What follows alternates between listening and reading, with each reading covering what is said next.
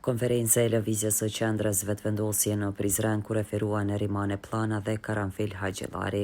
Fillimisht Karanfil Haxhillari tha se e kemi thirrur këtë konferencë lidhur me raportin auditimit të komunës së Prizrenit. Ai tha se raporti i fundit ka shpalosur në raport se Prizreni po keq menaxhohet. Opinioni i auditimit është një opinion jo i mirë për Prizrenin. Ai pastaj ka folur për atë raport në aspektin e buxhetit të komunës së Prizrenit. Raporti i fundit i zyrës kombëtare të auditimit ka shpalosur para syve tanë një realitet të hidhur, pra Prizreni po keq menaxhohet. Financat publike, paratë e qytetarëve nuk po menaxhohen as me përgjegjësi, as me transparencë, as me respekt ndaj ligjit. Opinioni i auditimit është opinion i kualifikuar, pra është një alarm serioz. Në vend që të marrë një opinion të pastër, raporti vjetor financiar i komunës ka marrë një opinion të kualifikuar, që është tregues i keq menaxhimit financiar dhe mungesës së kontrollit të brendshëm. Në këtë raport të auditimit i kemi 4 problematika serioze të cilët janë përmendur. Nëni është mbivlerësimi i detyrimeve kontingjene për mbi 2.3 milion euro, çka shtrembëron pasqyrimin e vërtet të borxheve dhe rrezikon vendimarrjen buxhetore. Nën 2 është keq klasifikimi i shpenzimeve për 846.000 euro, përfshirë përdorimin e buxhetit të investimeve për paga jubilare apo mirëmbajtje. Nën 3 është mos regjistrimi i pasurive në vijim, duke quar në nënvlerësim prej mbi 645.000 euro. Dhe nën 4 është mbi vlerësim i llogarive të argëtueshme për mbi 71.000 euro, si pasojë e mos azhurnimit të dhënave.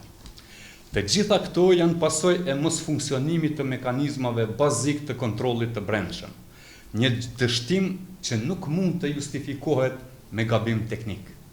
Lidhur me raportin financiar të auditorit, referoi kuvendarja Nerimane Plana, duke folur për borxhet e shtuara dhe lidhur me raportin se kontrollat e brendshme sipas saj nuk funksionojnë si dhe performancë jo e mirë sa i përket menaxhimit të paras publike. Auditori ka konstatuar se komuna ka ndryshuar paramasën në një kontratë me vlerë mbi 1.6 milion euro, pa miratim të menaxhmentit dhe pa revidim të kontratës. Ka hyrë në projekte kapitale pa pasur fonde të mjaftueshme, një shkelje e rënd ligjore që rrezikon stabilitetin financiar të komunës për vitet në vijim. Projekte që kanë filluar pa pasur dokumentacion teknik, pa vlerësim real të kostos dhe pa miratim të buxhetit.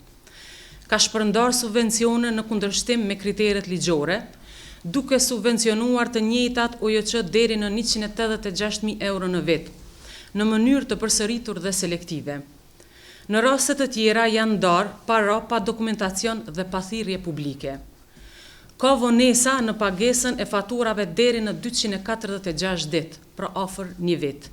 Duke rritur borxhet e papaguara, komuna ka toleruar borxhe tatimore, qira të pa arkëtuara dhe tarifa komunale të papaguara, duke mos zbatuar asnjë masë ligjore.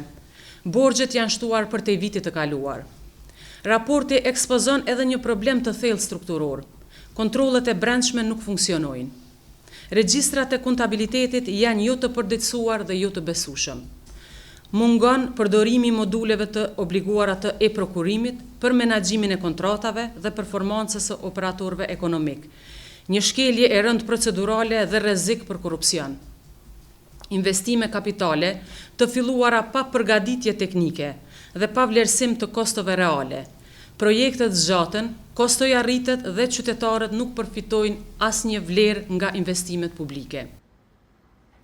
Karanfil Haxhillari pastaj ka vazhduar lidhur me raportin auditimit duke u fokusuar në disa prej tyre.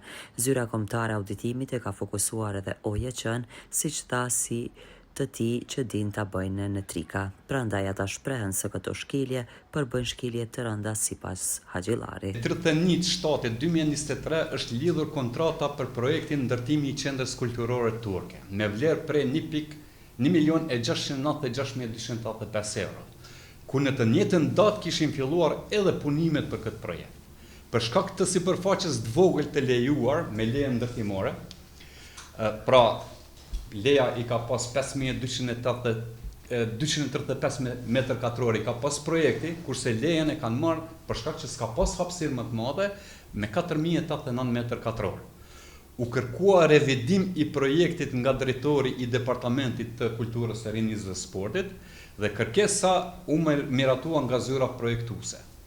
Çka ka ndodhur? Vendimi për leje ndërtimore ishte bë me 21/10, një vit para fillimit punimeve.